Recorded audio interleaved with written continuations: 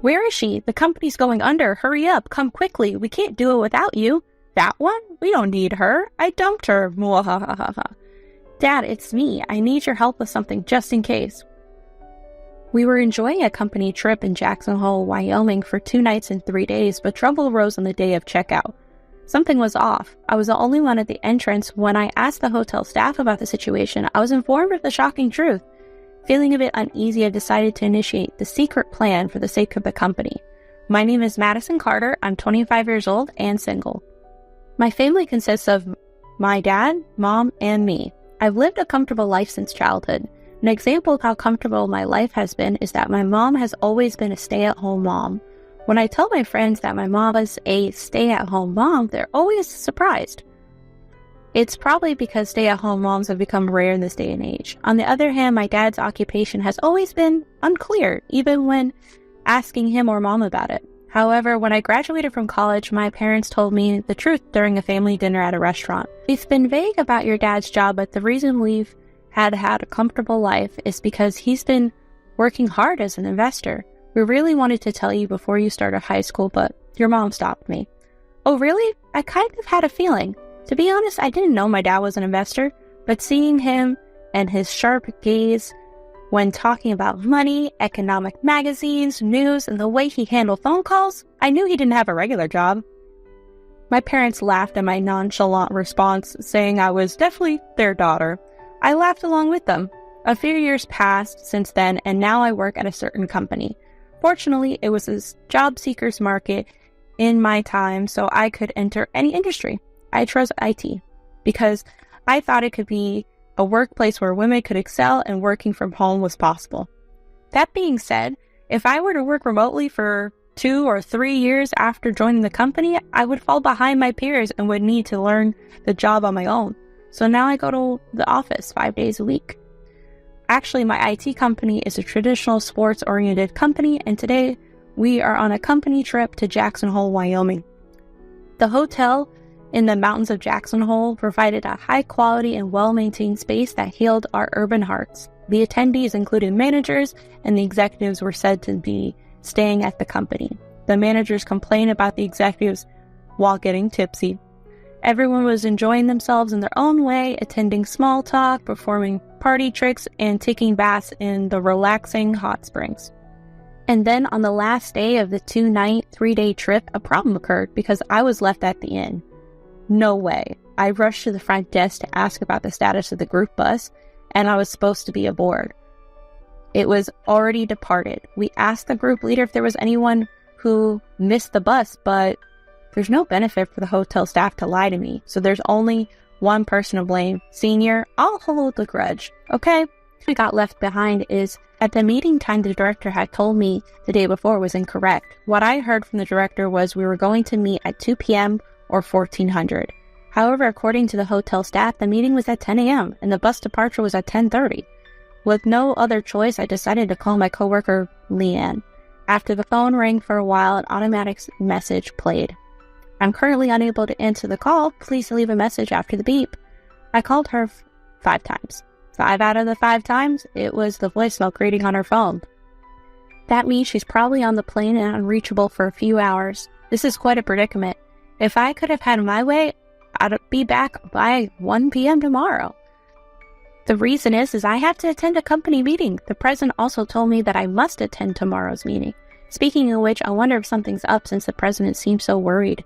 For now, I'll try calling the president next. After the beep. It was the same as Leanne, which was a problem. Just in case, I'll try calling the president one more time. After the beep. It wasn't a hallucination, so I reluctantly leave a message for the president. Mr. President, I apologize due to various circumstances I was left behind on the company trip. There's a chance I might not be able to attend the important meeting tomorrow. It's not my fault. There's nothing I can do. Normally, as a working adult, one should pay out of their own pocket to return. However, that's only when there's negligence on their part. In this case, I'm not at fault. In fact, I'm the one who got set up by my senior, and I want to complain a bit. Now, the problem is the senior who left me behind. I haven't done anything to upset him. That leaves either they simply dislike me or they don't like about me. The answer is probably both. But setting up a trap for me today with the meeting tomorrow, He's only strangling himself. The moment the president notices, there'll be a major panic in the company. Honestly, I'm reluctant to rely on them for such a personal issue, but it might be better to take out all the insurance I can. And so I begin calling the first person I registered in my phone's contacts. Hello? Dad? It's me, Madison. I got a bit of an emergency. The company who had just disembarked the plane started boarding the bus and arranged at the airport. While helping female employees load their luggage onto the bus, I caught sight of 3 missed calls and 1 message left on my phone screen. From Madison. Come to think of it, she wasn't there. I immediately played the message left in the voicemail service. Leanne, it's me, Madison. It looks like I was tricked by a senior and left at the hotel in Steamboat Springs. I have an important meeting tomorrow, but it's unclear if I can attend. Can you casually ask the senior why I'm not there? Inwardly, I was puzzled. What the heck was going on? Besides that, despite having an important meeting, Madison seemed surprisingly calm. In fact, I'm more flustered than her upon receiving the news. Anyway, I need to find out why Madison was left behind before thinking of my own feelings. Since the senior had just come to the bus, I casually asked him. It seems like Madison's missing. Oh, her? We left her behind. She must be panicking at the hotel right now.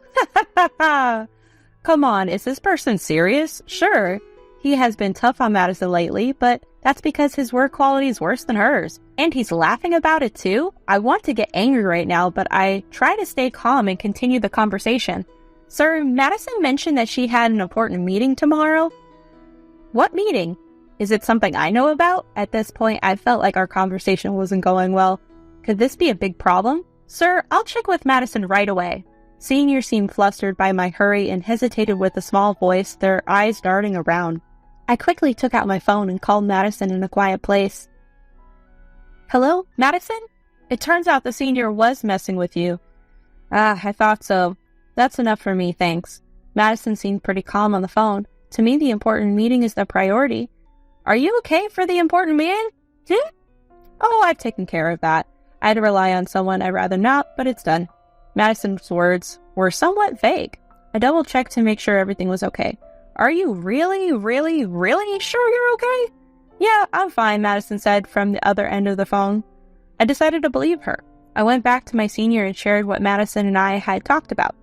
My senior seemed relieved and laughed with a strained expression. Meanwhile, Madison was enjoying a luxurious stay at the hotel in Jackson Hole where she was left behind. She had informed her coworker Leanne and left a message for the boss. He also reluctantly used the insurance she did not want to rely on. With all this done, there was nothing left for her to do. The only thing left was to get back at the senior who tricked her, and so she enjoyed her extravagant stay. She could charge the additional night to the company or even pay for it herself if necessary. She couldn't get through a day like this without enjoying herself. After going back and forth between the sauna, outdoor pool, and enjoying the heated stone lounge, it was time for dinner. Before her was fresh seafood from the Pacific and locally sourced vegetables and meat. The delicious flavors overwhelmed her, turning her worst day into the best one. Where are you right now? The boss's loud voice woke her from a morning phone call. I'm at Jackson Hole Hotel, where a company trip is. The boss understood her situation and instantly was silent for several minutes. Boss? Hello? Are you listening? No response. Maybe they're dumbstruck. Today's an important meeting. The company's rivals at stake. I just got a call from the bank saying they might stop our loan. As it turns out, the company had been struggling with cash flow recently. That's why today's meeting was crucial. The boss sounded frantic, even over the phone. Their face must be pale, even the hairless top of their head turning white. With this incident, they might even have to say goodbye to any remaining fuzz. Don't worry, we've taken necessary precautions. I assured the president, who seemed to find a glimmer of hope in my calm demeanor. We have insurance in place, so everything will be fine. More importantly, I have something to discuss with you about Mr. Wilson. After about an hour, I explained the events of the company trip to the president. The unexpected turn of events left the president speechless for a while. It was understandable, given that an important meeting was scheduled for today and the person who should be present was absent because of a prank. We'll just make it in time for the meeting, and we have the worst-case scenario covered by insurance, so don't worry, I said, ending the conversation and hanging up the phone. Of course, Mr. Wilson must have received a good scolding from the president. Now it's time to prepare to leave the hotel and catch a flight. I left the hotel, boarded the plane, and took a bus to the office, arriving just in time for the 2 p.m. meeting. As soon as I entered the conference room, the president looked like he was about to cry. The other participants who had arrived early forced a smile. But the truth was, even if I had been late, today's meeting would have been successful. I have known in advance that my father was involved in the current loan matter. I kept silent because it wasn't something to share within the company, but after what Mr. Wilson did, I had no choice but to use it as my trump card. My father, after hearing my story, said, "Your decision was rational and good, Madison. You sought the best outcome based on your own judgment. No parent would refuse to help with that." To be honest, I felt like I owed my dad a favor as a working adult. Although I wanted to surpass my father, it was against my intentions to use him. But I like everyone in my workplace, except for Mr. Wilson. That's why I wanted to save them this time, even if it meant bending my own policy. Since the meeting is over and I'm exhausted from flying in from Jacksonville, I'd like to go home early today. I said it, not really meaning it, and left the company's conference room. By the way, I haven't heard about Mr. Wilson's situation. I wonder what happened. I wonder if he'll come into work tomorrow. As I pondered these thoughts, I headed home. The next day I saw Mr. Wilson. His face was still gloomy. When I asked Leanne, she said the president had scolded him severely. On top of that, his planned promotion was canceled. It's like adding insult to injury. I approached him and, pretending not to know anything, said, "Let's do our best again, senior." Mr. Wilson, hanging his head in disappointment, could only muster a weak reply.